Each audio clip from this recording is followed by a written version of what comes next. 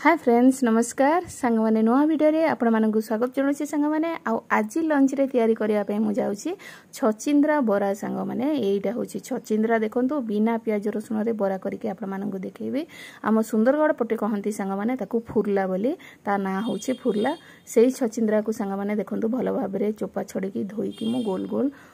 काटी देछि एठी काटी की थोइछि मीडियम साइज बड़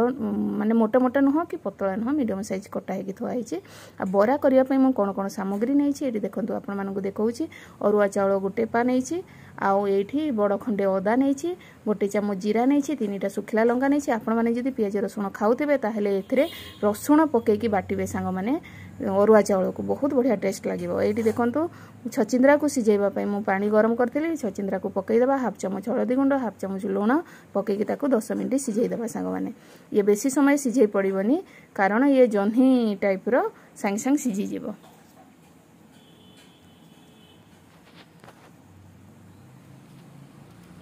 देखंतु भलो भाबरे एमती करिकी फुटी गेलानी एबे 10 मिनिट ताको छाडी देबा सिजिबा पई आ टिके सिजिबो सिजिनी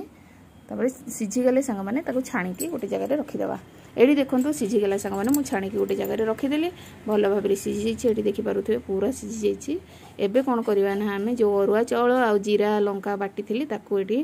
गोटे हाफ चमच हळदी गुंड पकेइबा हाफ चमच लूण पकेइबा जेहेतु छचिंद्रा रे लूण पड़िछि सांग माने सेति पई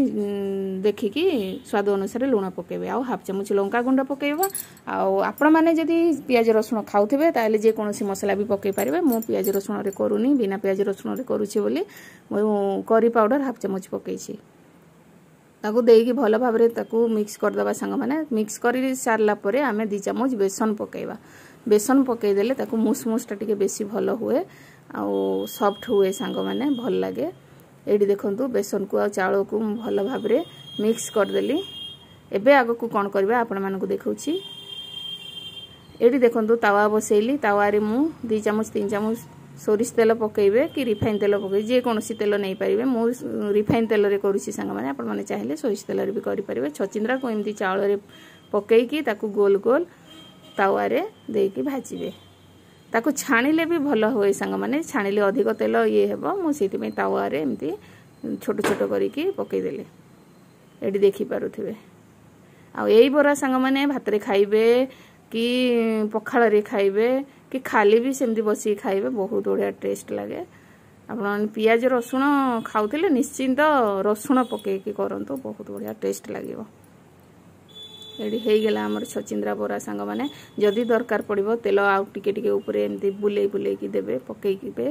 कारण मु टिके अधिक तेल देइथिली बोले तेल दरकार पड़िलानी तेल टिके टिके एमती देई की भाजिले टिके भलो मुसमुस हेबो आ भलो लागिवो देखंतु हेई गेला मोर छचिंद्रा बरा सांग माने आपण माने देखि पारुथिबे